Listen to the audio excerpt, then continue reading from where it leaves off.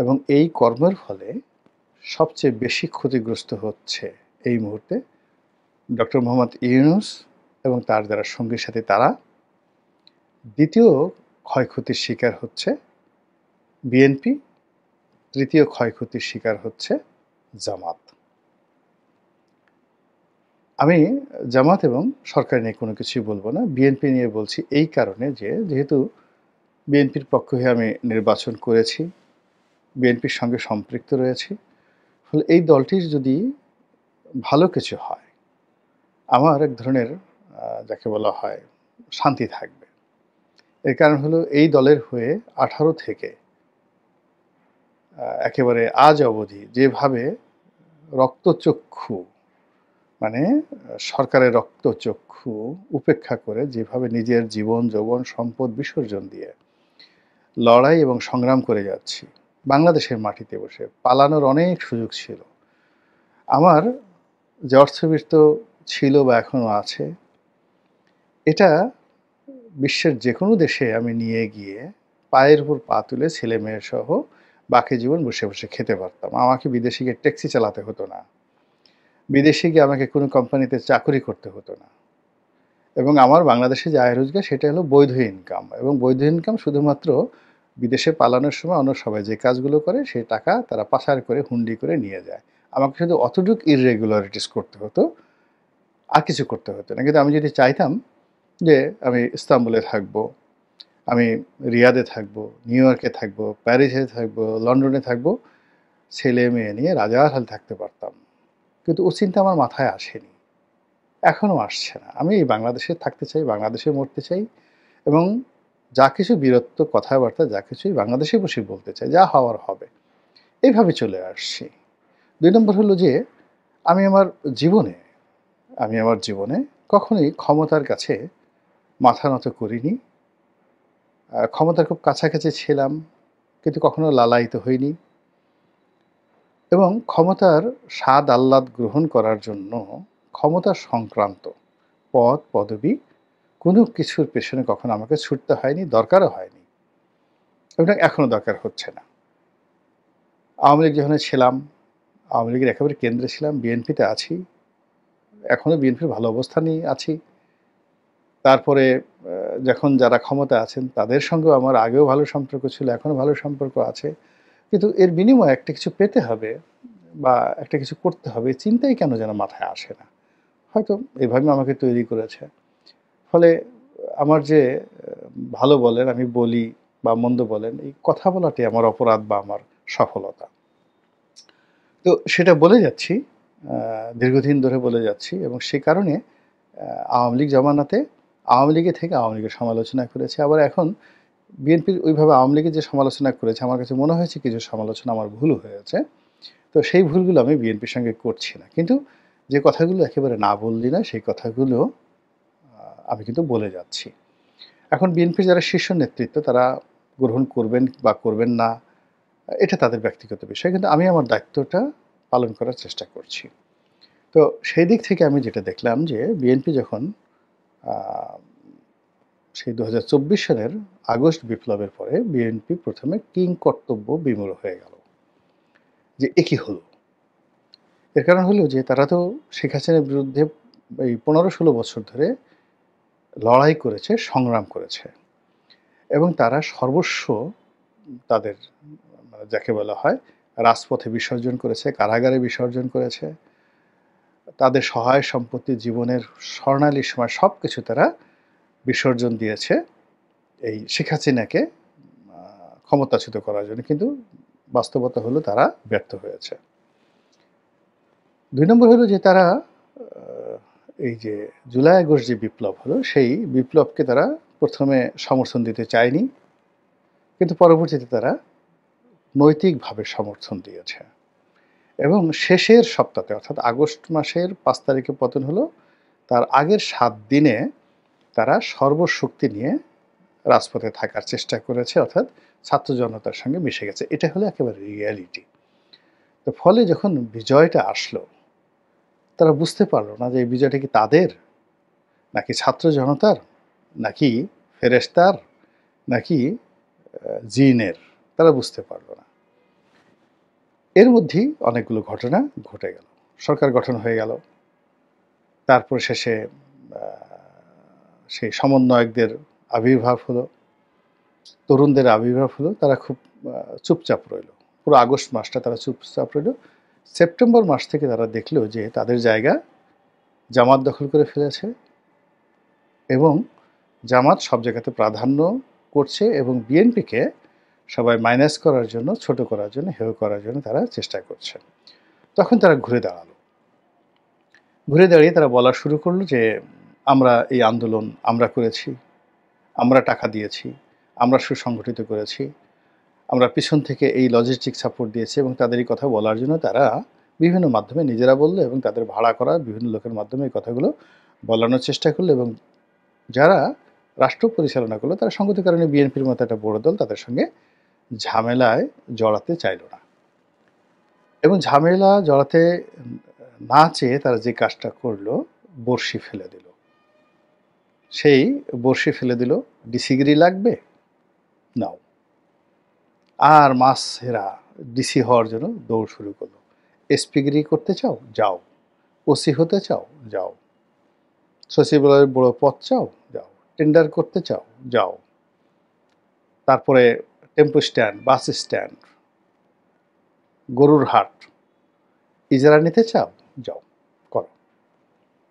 ফলে সারা বাংলাদেশের যে বিভিন্ন পয়েন্টে এই খাদ্য দিয়ে অসংখ্য বড়শি তারা ফেলে দিল এবং সেই বড়শিতে সবচেয়ে বেশি মাছ ধরা পড়েছে বিএনপি নামধারী মৎস্য এই বড়শিতে ধরা পড়েছে। ধরা পড়ার পর এখন তারা টান দেয়নি, এখন পর্যন্ত তারা টান দেয়নি। এখন এই বড়শিতে যারা ধরা পড়ে গেছে, সুতা কাদের হাতে?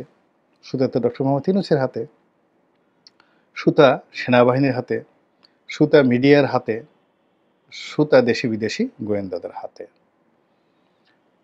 এইভাবে চলে গেল 2025 সনের মার্চ মাস পর্যন্ত। তখন বিএনপির যারা শীর্ষ নেতৃত্ব তারা তো বুঝে গেল যে বড়শিতে তো তাদের লোকজন আটকে গেছে। এখন এই বড়শি থেকে এত মাছ এদের বাঁচানো সম্ভব নয়, আর এদের গলা থেকে, কানসা থেকে এই বড়শি খোলাও সম্ভব নয়। আর বড়শি যারা ফেলেছে এবং যারা ধরেছে তারা এত রুই কাতলাকে ধরে ফেলেছে এই জালের মধ্যে, তারাও এটা ছাড়তে নারাজ। বুঝেন ব্যাপারটা, মনস্তাত্ত্বিক যুদ্ধটা কোথায় চলে গেছে। এরপর 2025 সনের মার্চ থেকে শুরু হলো টানাটানি, বড়শি টানাটানি, সুতা টানাটানি। এবং সেই সুতো টানাটানিতে একটি মৎস্য বড়শি থেকে বেরোতে পারেনি, বরং এটা আরো বেশি করে গিলেছে। এবং সেখানে দেখা গেল যে রাষ্ট্রীয় যে সুযোগ সুবিধাগুলো রয়েছে, শহর জনপদের যে খাদ্যগুলো রয়েছে, তার বাইরে বড় বড় অভিজাত কর্পোরেট হাউসগুলো, এস আলম, বসুন্ধরা গ্রুপ, যমুনা গ্রুপ, তারপরে মেঘনা গ্রুপ, সিটি গ্রুপ, মানে এই যে তীর সয়াবিন তেল, তারপরে S Alam group, PSP group থেকে শুরু করে শেখ হাসিনার যত গ্রুপ ছিল সেখানেও রুই কাতলা ধরার জন্য সেখানে আদার ফেলে দেওয়া হয়েছে এবং সেখানেও গিলেছে, মাশাল্লাহ সবাই গিলেছে। গিলার পরে এখন যেটা হলো যে এই ওরা তো গিলে গেছে, এখন যে কাজটা করতে হবে সেটা হলো যে বড়শির যে সুতার যে মাথাটা, সেই মাথাটা এখন যাদের হাতে আছে, বড়শির ছিপিটা যাদের হাতে আছে, তাদের কাছ থেকে বড়শির ছিপিটা নিজেদের হাতে নেওয়ার জন্য বিএনপির নেতৃত্ব চেষ্টা শুরু করে দিল মার্চ মাস থেকে এবং সেই চেষ্টা এখন পর্যন্ত অব্যাহত রয়েছে, কিন্তু কোনো সফলতা নেই। তো ওদিকে যাদের গলায় বড়শি আটকে গেছে তারা ঘোরাফেরা করছে, বড়শি যাদের হাতে আছে, ছিপ যাদের হাতে আছে তারা তাদের শক্তি বাড়াচ্ছে। আর এই ছিপ টানার জন্য তারা প্রথমে হুমকি, ধামকি, আন্দোলন, লড়াই, সংগ্রাম, কূটনীতি, তারপরে কূটনীতির পরে তারা যাকে বলা হয় পারস্পরিক সমঝোতা, পর্দার আড়ালে, পর্দার বাইরে বিভিন্ন বৈঠকে দেশে বিদেশে প্রাণান্ত চেষ্টা করলো, কিন্তু ঘোড়ার ডিম কিছুই হলো না। এখন আগের মতোই আছে এবং পরিস্থিতি আরও খারাপ হয়ে গেছে। ফলে এই যে সারা বাংলাদেশে যে সকল রুই কাতলার মুখে আদার যুক্ত মানে খাদ্যযুক্ত বড়শির ফলা ঢুকে গেছে, এইগুলো বের না করা পর্যন্ত তো এই মাছ বাঁচানো যাবে না।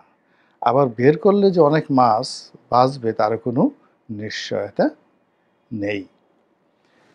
ফলে এখন কি হচ্ছে, ঘোরাফেরা হচ্ছে বিভিন্ন জায়গাতে, যে আশ্বাস দিচ্ছে, যে কথা বলছে তার পিছনেই ছুটছে। দেশে এত কাজ বাদ দিয়ে এখন বিএনপির নেতারা, আমি দেখলাম যে গত 10 মাসে কতবার কত গ্রুপ যে চীন দেশে গেছে। এরা যে কেন গেছে, কি জন্য গেছে, এটা আমি বুঝি না। I cannot understand. 2009 সন থেকে আওয়ামী লীগের যে কূটনীতি, আওয়ামী লীগের যে বৈদেশিক নীতি, তার সঙ্গে আমি সম্পৃক্ত ছিলাম একদম 14 সন পর্যন্ত। Their diplomacy with Delhi, their diplomacy with Beijing খুব ঘনিষ্ঠভাবে দেখার সুযোগ হয়েছে। পররাষ্ট্র মন্ত্রণালয়ে যারা ছিলেন সবাইই কাছে থেকে দেখেছি। তো সেখানে আসলে এই যে সিআইএর সাথে সম্পর্ক, রয়ের সাথে সম্পর্ক, এইগুলো রেখে আওয়ামী লীগের কোনো লোকের 2 পয়সার উপকার হয়েছে আমি এটা দেখিনি। আবার এই যে বিএনপির যারা লোকজন, মূলত চীনের সাথে যে সম্পর্ক, দুটো ধারায়, চীনা কমিউনিস্ট পার্টির সাথে একটা সম্পর্ক, এটা সরাসরি বিএনপির সাথে একটা রিলেশন আছে, বা অন্যান্য দল জামাতের সাথেও আছে, আওয়ামী লীগের সাথেও আছে। আমি যে বিখ্যাত সৈয়দ আবুল হোসেনের যে একটা দৌড়ের গল্প বলেছিলাম, ওটা চীন দেশে হয়েছিল, এবং তখনও যখন বিএনপি ক্ষমতায়, তখন শেখ হাসিনাকে বেশ কয়েকবার কিন্তু চীনের কমিউনিস্ট পার্টি দাওয়াত করে নিয়েছে, এবং সেখানে সাবির হোসেন চৌধুরী, ওবায়দুল কাদের থেকে শুরু করে এরকম পর্যায়ের লোকজন বারে বারে ঘন ঘন চীন দেশে গিয়েছে। আওয়ামী লীগের 2 পয়সার উপকার হয়নি, বরং এই চীন গিয়ে এবং চীনের শির সাথে বৈঠক করতে গিয়ে কিন্তু শেখ হাসিনার পতনটা হয়ে গেল। তো যাই হোক, এই শেখ হাসিনার জামানাতে একটা টিম ছিল, বারবার চীনে যেত, এবং সেই টিমের নেতৃত্ব দিতেন সাবেক স্বরাষ্ট্রমন্ত্রী আলতাফ হোসেন চৌধুরী।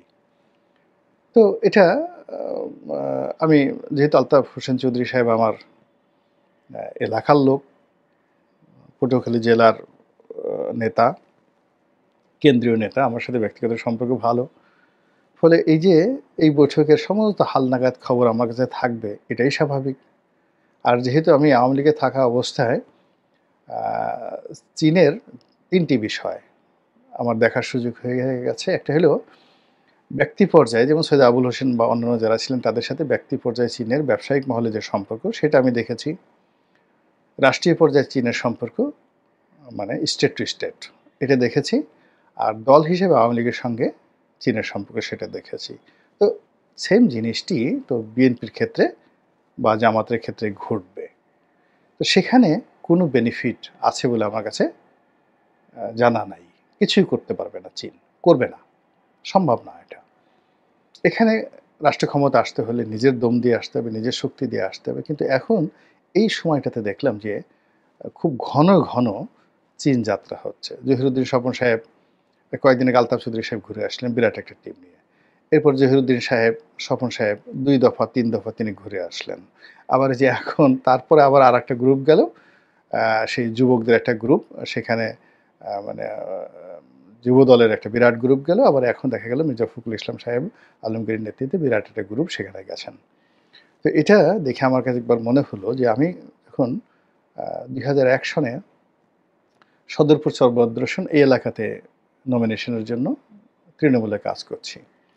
তো ওখানে বিএনপির এমপি ছিলেন আকমল ইবনে ইউসুফ, কামাল ইবনে ইউসুফের ছোট ভাই। তো কামাল ভাই আমাদের আত্মীয়, দুঃসম্পর্কের আত্মীয়। তিনি একটু তুতলাই কথা বলতেন। পরিবারের মুরব্বী, অসম্ভব রকম জনপ্রিয় একজন ভালো মানুষ। আর আকমল ভাই, মানে যিনি আকমল ইবনে ইউসুফ, তিনিও ভালো মানুষ, তবে এতটা হিসেবি না। মানে তাদের যত রাজনৈতিক যা কিছু আছে মূলত ওই কামাল ভাইয়ের কারণেই। আবার পুরো পরিবারটাকে একত্রে রেখেছিলেন সাব্বির ভাই, সাব্বির ইবনে ইউসুফ, যিনি হকি খেলতেন। তো যাই হোক, এখন আমরা ওখানে মানে এমনভাবে কাজ করছি, আ তৃণমূলে কাজ করছি, আওয়ামী লীগের যারা লোকজন, সেখানে আসলে বিএনপির কোনো নামগন্ধ নেই। তো একবার আমি সার্কিট হাউসে মানে আ সরি সদরপুর যেটা গেছি, তারপরে সার্কিট হাউসে ছিলাম। তো কামাল ভাই সব খোঁজ খবর রাখে যে রনি এখানে খুব কাজকর্ম করতেছে। তো একবার তিনি অ্যা একবার একটা খুব বড় ওখানে সমাবেশ করলাম সদরপুরে, চরভদ্র আসনে। তো এটা উনার কানে গেল। তো উনার কাছে মনে হলো যে বিএনপি তো এরকমভাবে কাউন্টার প্রোগ্রাম করা উচিত। আদারওয়াইজ তো আ আগামীতে আকমল ইলেকশনই করতে পারবে না। তো তিনি খোঁজ নিলেন যে আকমল কোথায়? তো আ লোকজন বলল যে সে তো যাকে বলে উমরা করতে গেছে। তখন তিনি রাগ হয়ে